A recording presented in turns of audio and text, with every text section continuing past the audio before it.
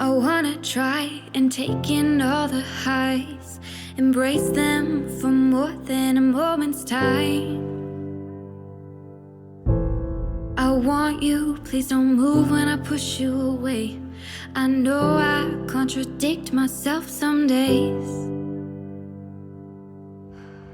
but will you ride the lows with me? Welcome to Mental Health News Radio. I am your host, Kristin Sunanta Walker. Our goal is to help discussions about mental health be a regular part of your daily life, no different than discussions about physical health. Mental illness can be a topic of discussion under the umbrella of mental health, along with so many other topics. This show is the original program on mentalhealthnewsradionetwork.com. Our network of shows are played in over 180 countries and cover more topics under that umbrella than you can possibly imagine. We were talking about mental health long before it became cool and popular to talk about, and thank goodness it has become so popular. We have incredible guests, advocates, patients, experts, people. Thank you for tuning in and enjoy our intro music, a song named Lows, written by Aubrey Toon. You can find her music at www.aubreytoone.com. That night when I started praying, I cried, will you ride the lows with me? Will you ride the lows with me? When I'm down, my vision gets blurry.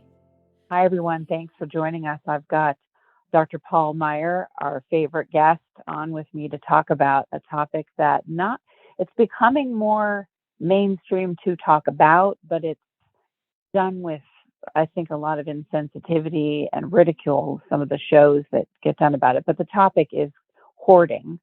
And Paul, thanks so much for wanting to talk about this and bringing it up with me.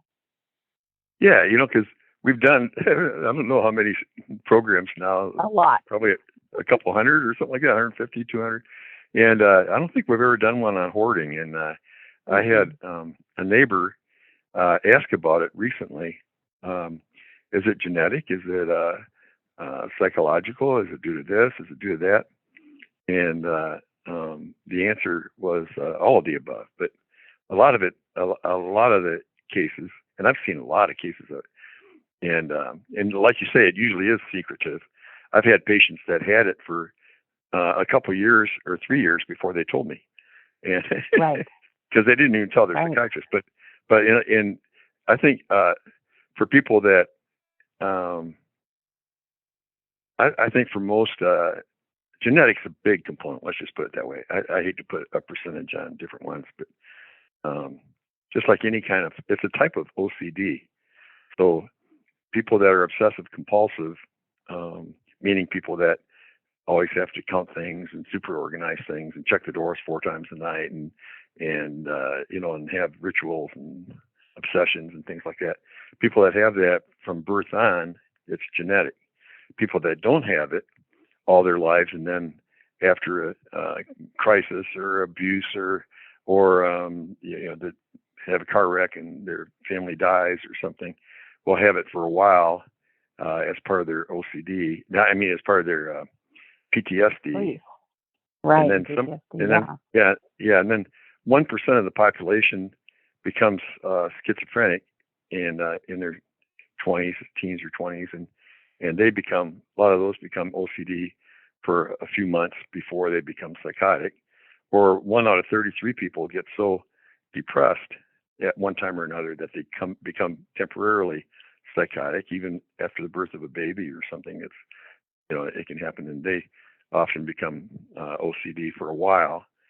And therapy can cure those kinds of OCD, but the kind that you're born with, people that are born with OCD and have that their whole lives, and hoarding becomes a part of it, then I really don't think.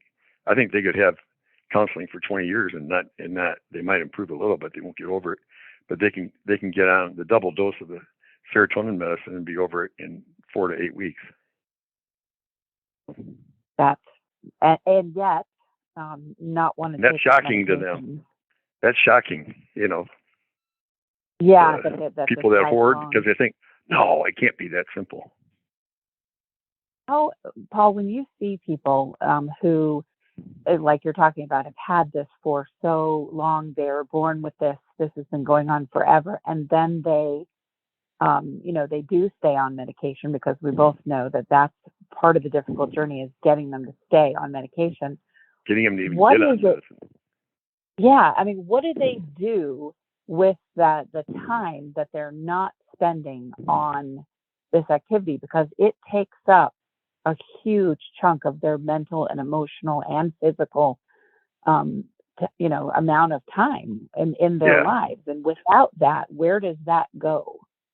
Okay, and for this podcast that we're doing right now, I pulled up a couple of case studies of people that I've seen for many, many years, but I'm disguising enough of the information so that I know them so well for so many years. One of them for over 20 years, that they wouldn't care if I did it. They wouldn't care if I gave their names and stuff. But still, I'm going to disguise them enough so that I don't want to embarrass anybody. But so let's say one of them is a 54-year-old female, and she's real successful at work.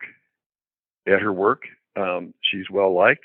Nobody knows that she has OCD or that she has hoarding, and she's 54 and still single, even though she's attractive and intelligent and is normal when she's out mixing in society.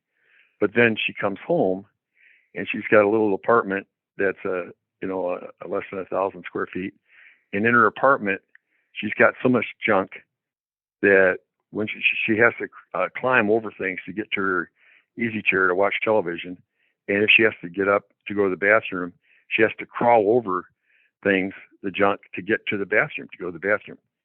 She, not only that, but she, I guess I can say, she never washes her underclothes, but she wears clean underclothes every day because she just buys tons. Right. So she wears new underwear every day and new underclothes, and she just spends a lot of money. And I guess she gets it at Amazon or something. Gets it fairly cheap, but she doesn't throw away the dirty. She lets it just pile up somewhere, and she hasn't washed, or before I treated her, she hadn't washed her dishes for a couple of years, and occasionally she'd have to clean enough so there wouldn't be insects and things growing out. Right. But she would just let them stack up, and either buy more or eat off paper plates mostly. And but people would never guess that. In fact, I saw her for depression, and I didn't even know she had OCD at first because she hid it so well. And she didn't tell me about any of this stuff. And I didn't know. I looked back over her whole record this morning earlier, and I didn't know she had OCD until I'd seen her for over a year. Because she just she'd say no to those questions that I asked. I didn't know she hoarded until about 2 years after I started seeing her, and she finally admitted it when she trusted me enough.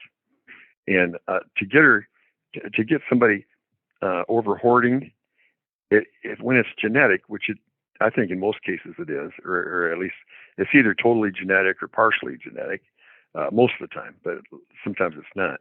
But anyway, now her mother is schizophrenic, so even though she's not schizophrenic, because her mom is, you would think that a dopamine medicine, which helps cure schizophrenia, would probably help, and it ended up helping.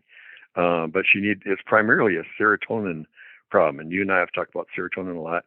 Serotonin is the chemical in our brain that gives us love, joy, peace, patience, good sleep, and when it's low, not only do we get depressed more easily, but we get more self-critical and perfectionistic, and we develop obsessive tendencies if it gets low enough. And to treat somebody with OCD, some psychiatrists don't even know this, and just from their training. Unless I've been practicing 45 years, so a lot of the stuff I've learned, I've just learned from experience. But if I put them on any antidepressant, like Pristique or Prozac, Zoloft, any serotonin-related antidepressant at double the normal dose, the OCD usually goes away, or it gets so minimal that if I add a dopamine medicine, the dopamine medicines are what we use for schizophrenia, but we also use it for perfectionism. We use it for anxiety. We use them for a lot of things. So just because your doctor has you on a typical antipsychotic agent doesn't mean he thinks you're psychotic. He probably doesn't. But Right. But I knew that combination, when I found out the truth, and I did know about her childhood and all that, so I really knew that combination would work. But it took me probably 2 more years to talk her into taking them. So she'd take Right. she would spend $200 a month on junk from the health food store, St. John's wort and things that didn't do any good.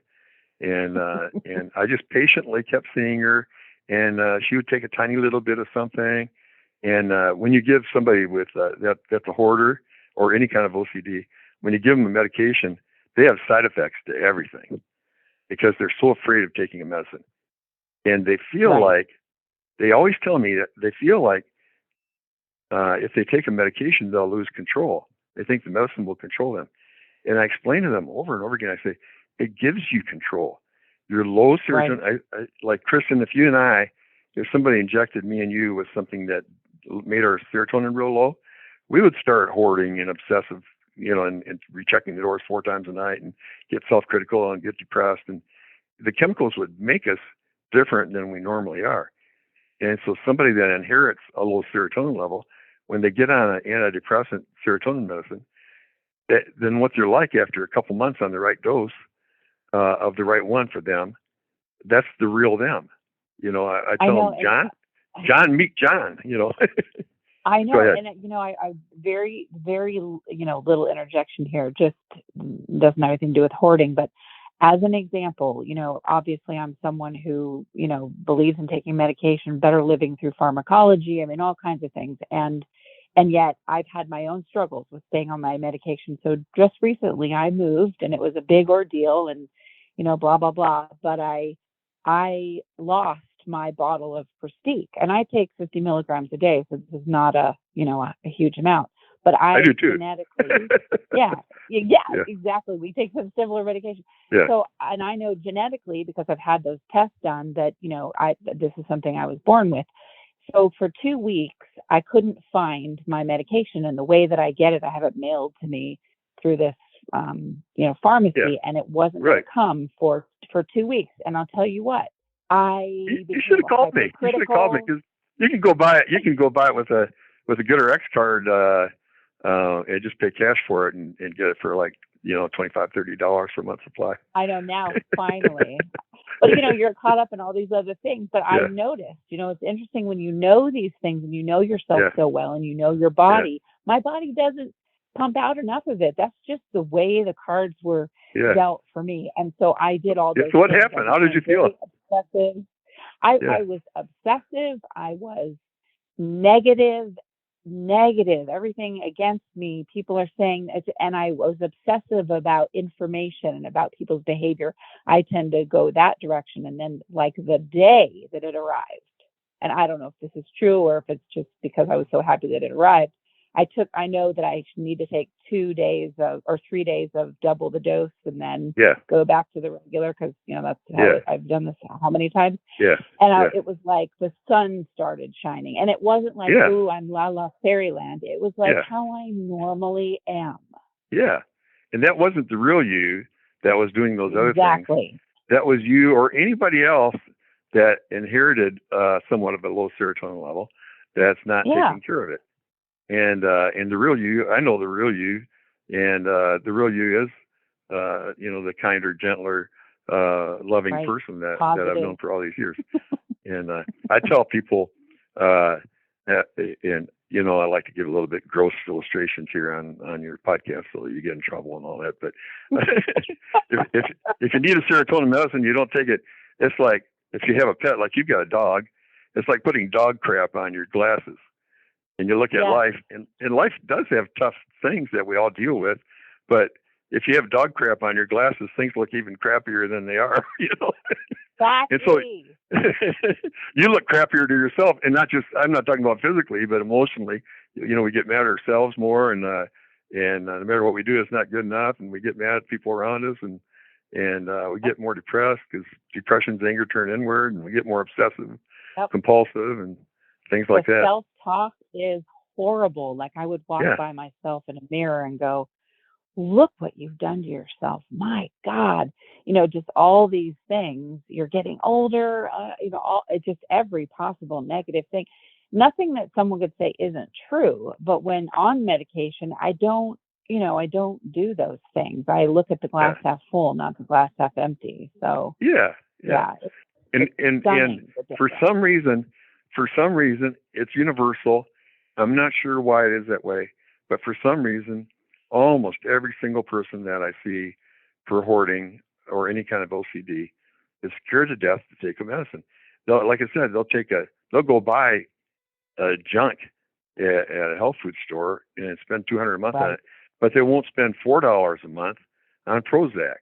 That's been out for 30 years, and the normal dose of Prozac is 20 milligrams a day, or sometimes 40. But to get over OCD, see, sometimes they'll finally tell their family doctor, and he'll put them on 10 milligrams or 20 of Prozac, and it won't do any good. And because he or she doesn't know that to get over OCD, that person needs like 40, 60, or even 80 milligrams a day of Prozac. So if they get 60 milligrams of Prozac, then four to 6 weeks later, they'll automatically quit hoarding. They'll want to clean up. They might have some things they do just by habit, but in the OCD, if they have OCD, and like, I don't know if you've ever seen the TV show Monk, you know, the detective that's got severe OCD.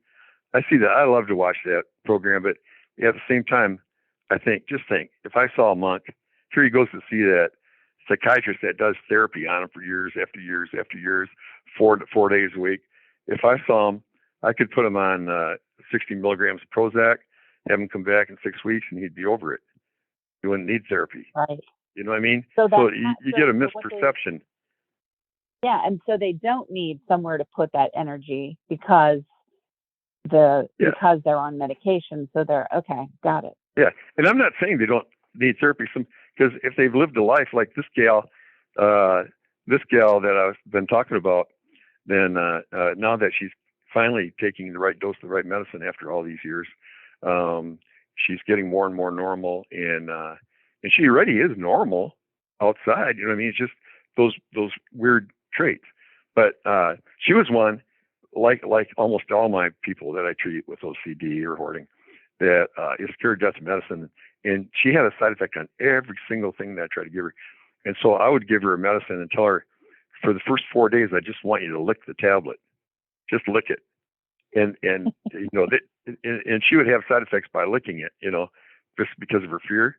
And then when she quit getting side effects by licking it, then I had her take a nibble of it. Like, you know, if it's a 20 milligram tablet, take 2 milligrams and take that until the side effects are gone. And there weren't any side effects. I've had people before. I don't do this anymore, but when I was in my training at Duke, sometimes if we had somebody like that, we'd give them an empty pill and tell them it was an antidepressant, and they would have all sorts of side effects to the empty pill. And then we explain to them, you know, you're taking nothing, and so you're not faking it. It's just that your body is so scared of being controlled by medicine that you're having all this fear that's causing anxiety, and you think it's the medicine doing it, and so then, you know, we'd have them take a little bit and work their way up. Anyway, she finally did get on medicine, and what's weird is that when I finally talked her into it, and that was I look back, that was in 2018. She started trying them and had side effects to every single one, and it took till about 2020 for her to, and I just understand. I'm patient with them. I love people with OCD. They're really nice people, but I love treating it. And so you have to be a patient doctor. So about in 2020, finally, she started taking the right medication, and including a little bit of antipsychotic medicine, even though she wasn't psychotic, but because her mom was schizophrenic, she might have some tendencies toward it, that are contributing to the OCD. And so I finally had her take a little bit at a time and work her way up. And so she took a low dose and felt a lot better and did a lot less hoarding. But she didn't want to get all the way well. So it took another year of being partially cured of it to finally try a little bit more and getting 75% cured of it. And then part of her wanted to go back, and she got off her meds again because she missed the hoarding and missed the OCD. I know that doesn't make any sense, but they actually miss it. And then she finally got on the meds, and she's been normal for about a year now. What do you think the psychological component of missing it is about? I don't know. I don't know. I mean, it doesn't. I guess you get so used to it that it's your companion or something. If you have it all your life, see, like she did, she had it since birth. And so, I mean, she would save a certain kind of toy or line them up perpendicular or different things and stuff like that. You know what I wonder? 2-year-old. What I wonder about that, because I feel that myself about things. It's a form of self-sabotage, but I always think if you were running on all cylinders, what you're missing, because I had this great therapist that would say to me, as I'm doing these self-destructive things, she'd say, okay, but what's the pony in this for you? And I felt like when I've come off medication, not this last time, that was absolutely, it was lost, but yeah. Other times it's been like, oh, now I don't have excuses anymore for why I don't do this or that, or why I'm not fully active and a part of my own life. That makes sense. So I want to go back to where I have this excuse because I'm ill. So and you also feel the judgment of it when you're drowning in your depression, your OCD, your hoarding, whatever it is. You are so focused on that experience that it's scary. It's like someone who's never been in the ocean is plunged in to go scuba diving, and they're like, "Oh my God, this is what's under the water." That's what normal feels like when you're taking all your meds. And like, I don't know how to behave in this land. Yeah, because that's exactly right. Here. Yeah, and I know you. I know you're a perfectionist, and I'm always. You're helping me with just as many things as I'm. It's not like I'm the psychiatrist that's helping my friend Kristin. My friend Kristin helps the psychiatrist a lot more than this psychiatrist helps my friend Kristin. But I know that one thing I harp at you for is you're such a responsible person that you want to help everybody, and you can't help everybody, and somebody will want to start up a podcast, and you'll probably pay for them to do it. Sometimes, you really care about people, especially if they're doing a good cause. And so you overly commit sometimes. And so sometimes I have to encourage you, hey, slow down. You don't have to do good for everybody. And so I guess if you had OCD or hoarding or something like that, it would be an excuse where you wouldn't feel guilty for turning it down because you were just too busy. And now what you need to do is that now that you don't have any OCD, then you need to get off your case and still take care of yourself. Time to have fun and not do too much. Yeah. And another thing that you brought up, another thing you just brought up that made me that I think is accurate is that when you are obsessing about ridiculous things, like this lady, like I said, what she obsessed and hoarded. I've got a male patient that hoards boxes, empty boxes, or he did, and he had his whole garage full of them, and he's otherwise really nice and normal and everything, and married and kids, and his wife just put up with it because she loves him, and so they just parked their car out in the driveway and let the garage be full of boxes. But they hoard different things. But when they're so busy hoarding, they don't have time to get in touch with feelings.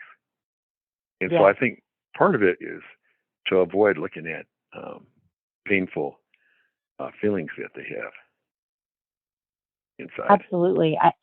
Absolutely. I know another topic we haven't talked about, which I think would be great for a show, and I promise there's a tie-in here to hoarding, but people that are conspiracy theorists, because to me, that is People that are what? Hoard. People that are what? Conspiracy theorists. Oh, yeah. That can be an obsessive trait.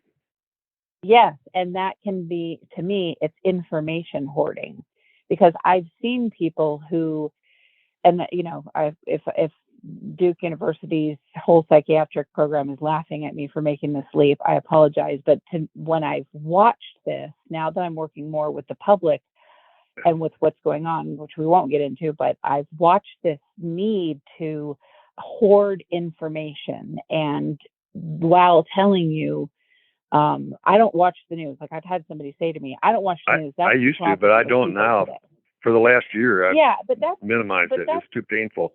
Yeah, it is. And that's a normal response to what we've all been dealing with. But someone who will say that, but then they're reading all this other garbage going on YouTube, putting newspaper clippings up on the wall, saving thousands of folders on their computer with all this information. And to me, I'm like, that is another, to me, it's digital hoarding. Well, for years, the most common thing that people would save when they hoarded was magazines, books, articles. Obsessives, people who are obsessive compulsive, want to know everything. They do want to know everything. Yeah. And so whenever they'd get a newspaper, you don't have time to read the whole newspaper, but they want to know everything that's in it. So they'll read one or two articles, and then they'll save that newspaper because they have this feeling like, I got it, to be, they feel guilty if they don't go back and read the rest, but they never have time to go back and read the rest. So they pile up newspapers until they have 2 rooms or 3 rooms in their house. I know one very sweet, normal gal who had her whole house full of stuff like that, and they actually had to get another house for the husband and kids to live in. And she'd come and visit and take care of the kids, but she'd have to stay in that house that had all the stuff in it. But now with the internet, there's really not much excuse for saving up magazines and newspapers. You can look up anything, and pull it up. And I want to say something else about the conspiracy theorists, because one thing, I went to Duke, and one thing we learned at Duke is just because somebody thinks people are out to get them, it doesn't mean they're paranoid. Sometimes some of those conspiracies end up being true. So there are people that are conspiracy theorists that go way off the deep end with it. And then there's other people, though, that are there's so much crap being told us in the media and everything, that there's some people that have some legitimate suspicions of corruption going on, that some people would think were conspiracy theorists that are just insightful. And so there's we don't want to make it sound like all one way or all the other, but there are people that just, the moon's really really is blue cheese. I'll give you an example of someone. So this is you'd never know. That's the thing. These are hidden illnesses. You'd never know. A stable job, been in for a long time, married, kids, all that kind of thing. And I got a lecture on how the earth is actually way bigger than what we know it to be. And all of us, the entire planet lives in a crater. And so this is what I was being told. And that, or flat Earth society. Yes, exactly. And I sat there and I'm listening, and he's telling this with just a fervor and passion. And, and he's discovered something. And I think, my goodness, I thought while I was listening, I didn't think anything negative or judgmental. I just thought, what is the psychological mechanism for someone believing that and needing to believe that? There's something, there's trauma, so talk about that piece, the trauma, where that, because I have some friends that were, in the Gulf War, and they have become hoarders and it Okay. stems from the trauma We'll get that into they that. suffered. Yeah, we'll get into that. Yeah, as far as the Flat Earth Society and stuff like that, and the people were just faking going to the moon. The world's really flat, and blah blah Right. blah, and I mean, I know a couple of astronauts. I was the team doctor that went on a mountain climbing expedition with Jim Irwin, the astronaut, and I know that he went to the moon and back, and he wasn't faking it and all that stuff. But anyway, let's talk about some other forms of hoarding, because you brought up one. There's people that don't have OCD and don't have hoarding, and then they have severe trauma, like the one you mentioned was in a war, right? And Yep. he saw people get killed, and sometimes they see their buddies. I've had patients like that, and they saw their buddy get their head blown off, by these big guns and stuff, and they've had severe trauma. And when people have severe trauma, then it's so painful to look at that they'll have flashbacks of it, and they'll have nightmares about it. They'll have panic attacks. They'll be so sensitive to sound that if you snuck up behind them and clapped your hand, even, they would jump. And I had a good buddy. I was in a bridge club, back in the old days when people used to play bridge, and I was in a bridge club with a guy that was a war veteran, and he had a little bit of PTSD still, but he was fine. He was over most of it. But one time we went in the kitchen to get a snack in between hands, and went to get popcorn, and I was standing behind him, and I had one of those metal popcorn containers, and I accidentally dropped it on the floor. And the second it hit the floor, he was on his hands and knees on the floor. He just jumped down, and he was on his hands and feet looking for the shooter, and then he realized what he had done immediately and got up and explained, "Oh, that's just, I still do that from the military days," but people that have severe trauma will become obsessive compulsive to an extreme temporarily, and that, which could include hoarding certain things too. And remind me to get to another thing we ought to mention is why they hoard specific things, because there's probably reasons, but I don't understand what they are most of the time. But anyway, they'll hoard something or another, and have all sorts of compulsive rituals and things. But in that case, I think it's like what you were talking about earlier, Kristin. I think it's to keep their mind off the painful reality. Yeah. And yet, to cure them, what we do is we have them actually relive the things that happen, and maybe talk to the shooter and put an empty chair in front of them and pretend like the shooter's there that shot their buddy, and tell them off and tell them how they feel, and when the more we go ahead and expose them gently on medication so they can bear it, we Right. put them on a serotonin and an antipsychotic medicine, both, and so they can handle it, and then have them look at the stuff. The more they see it and look at it and handle it, then they get back to normal again. And we've got somebody that's been in our day program, and just recently, and left not too long ago, who was like that, and he had, but in his case, he wasn't born with obsessive compulsive disorder, but he had severe abuse from parents, like severe beyond what you've normally heard, just really severe Right. abuse his entire life. And finally, in his late 20s, he's broken free from it. And but it took us a couple of months. Usually people stay in the day program 3 weeks, but it took him a couple of months of digging and probing and crying and grieving, and now he's just doing great. He's totally normal and got a nice new job, and independent, and self-supporting, and dating, and he just he just left a few months ago. So I think of that. it's real rewarding, but it can be, but it's temporary for people that have severe trauma. Right. And I think of that like when it's trauma induced, let's say, it's like there's a wall, and the wall is all of the stuff that you're hoarding. And the only way to get to the pain is to start. That's why hoarders become even violent, at people that come in to try to help them get rid of their stuff. Yeah. Because you can't do that. The pain is on the other side of that wall. Yeah, there's a reason. And like you said, what's the pony? What's the pony in it for you? Exactly. Yeah. Now, why though, Kristin? You can probably help me with this. In spite of all the years that I've been treating this, over 40 years now, I still don't. I mean, at least half the time or more, I don't understand why. Like, why did that gal hoard dirty underwear? I don't know.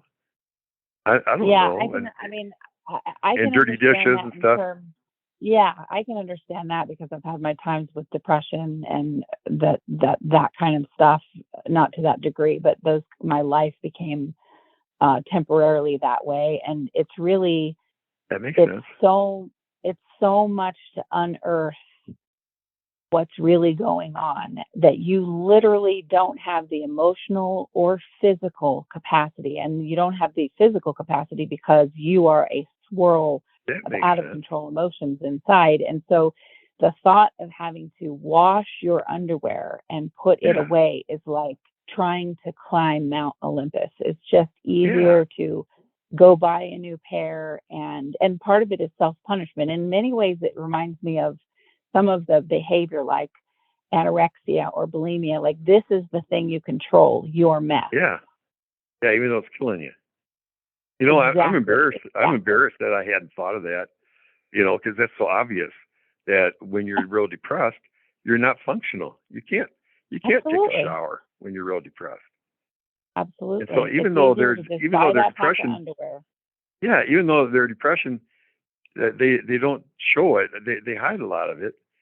It's there to the extent. It's an enormous amount of emotional and physical energy to hide all of that. And you just solved that one that I've been seeing 6 years.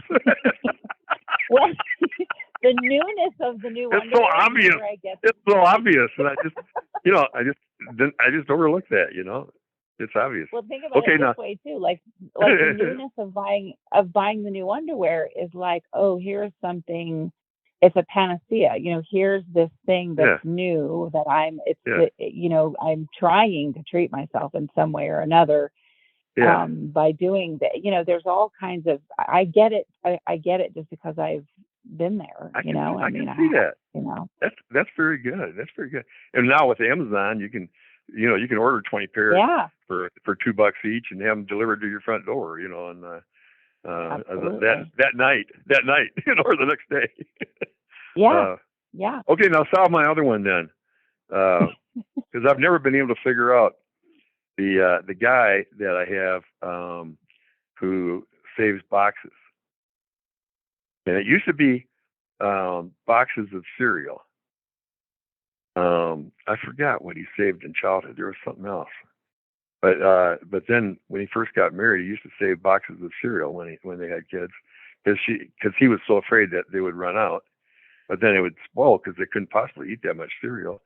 And then he saved boxes to the point, and when I'd ask him, why are you saving all those boxes? Well, we might need one. We might need to ship something or something. So you can go buy one for cheap now. You can go. There's box stores. My wife goes to a box store when we need to pack a bunch of stuff and buy some. And I don't know, and he really didn't. Well, the box. We never did figure out why. The box. Yeah, it must represent something. And it's something from childhood that has to do with safety. I mean, I can understand the cereal because cereal is. I mean, there are restaurants that are dedicated to you just getting to go in like a yogurt shop and having all the cereals you love, Lucky Charms and Captain Crunch, where that's like a whole, yogurt shop type of restaurant, but it's all about cereal. So there's so much associated with good childhood, memories around that. It makes me think of people that have dissociative identity disorder, where they, it's something where you you're obsessed to, it's tied to an object. The obsession is tied to an object, and so you're completely dissociated from yourself, but your sort of your piece of yourself is now tied into this object, and that's how you feel a closeness to get back to yourself, even though that is not, you know what I'm saying? It's not. That's pretty people deep. People who hoard teddy bears or dolls or whatever, like they're trying. That's why I always look at people like this. Maybe they're taking care of their inner child or something. Maybe they're trying to. Absolutely. This person that hoarded boxes until he got on the right meds, and then he quit. But in his case, I don't think it was all genetic, because he did come from his family was relatively normal, but they were, well, I mean, what's normal? Normal's only a setting on your dryer. But they didn't show him a lot of love, and he grew up, wanting to love and be loved, and then it was pretty mechanical family, and in fact, he dated a gal that they didn't like when he was in high school, and they told him he couldn't date her anymore, and then they found out that he secretly dated her. They didn't speak to him for 2 years. 2 years. They didn't speak to him because of that, because he violated their will.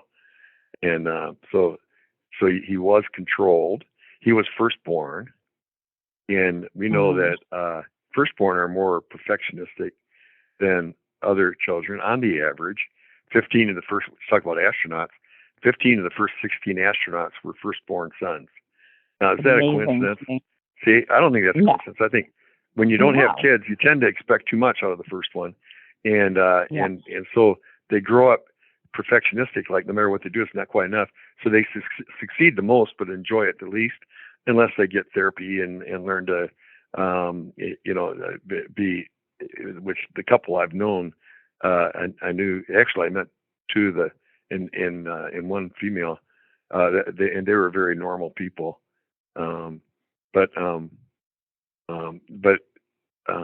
firstborn would have more likelihood to be hoarders psychologically, and a lot of, if you know people that save antiques and have antique stores and things like that, it's not right. Don't go around thinking that they're crazy or anything. They're not crazy, but ask them if they're the oldest child of their sex in their family, and I bet 90% of them are the oldest boy or the oldest girl in their family.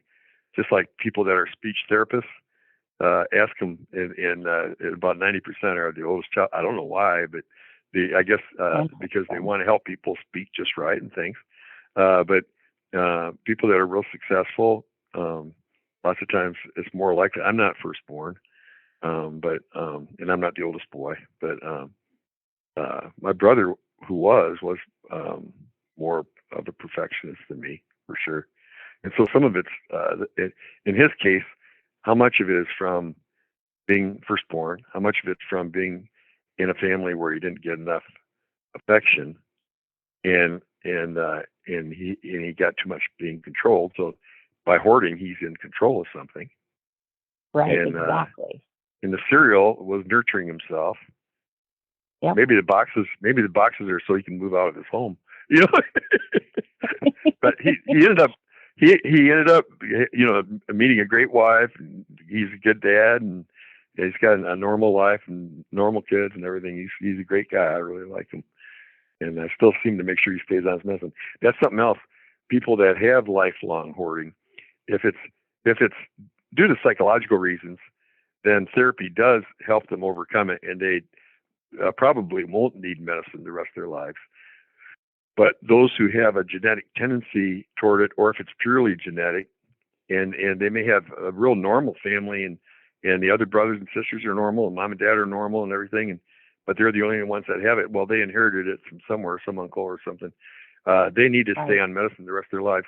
And like I say, I can get anybody over hoarding or OCD within a couple months if they'll take the medicine. And but if they take it till they're 80. And they're OCD free and hoarding free from age 30 to 80, then they quit the medicine, they'll go back to it within a month or two. I They know won't be able to that stop part. it. Yeah, and that's where, I always think of neurons firing, and we try to help ourselves when we go back to things that are unhealthy because of our medication lapse. I mean, so people have there is a stigma around, oh, they've fallen down in life, or, oh, they've, like, somehow you've gone backwards. And I always try to explain, no, these people are freaking champions, because yes, they're not taking their medication, and hopefully they will go back to that, but their body is trying to help them, get better.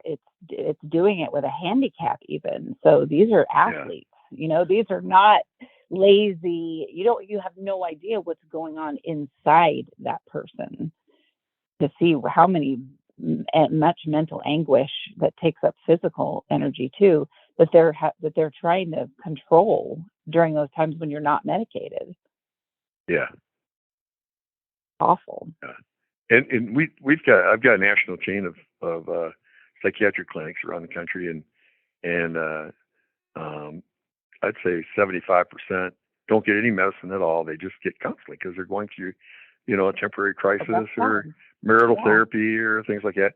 But about 25% need medication, and maybe out of those, or maybe 30%, but about half of those are from genetic things that are lifelong, and half of them just need temporary medicine for a year or so, and then they don't need it the rest of their lives. But some people, if they inherit OCD or which is hoarding can be a form of OCD. It is a form of OCD, but if they inherit it, then they'll need lifelong medication, usually double the normal dose of the serotonin medicine, and sometimes they need a little bit of dopamine medicine added to it to finish the job. I got another guy that just came to mind that I've been seeing for a long time that, it was just horrible for him. He had rituals, and he would hoard Bibles and religious books and things like that. And he had to, like, lay on the floor and do rituals and say long prayers and beat his head on the floor practically and stuff. And it took me about 9 months of trying medications, convincing him into taking them, but then trying different ones and then getting up to the right dose.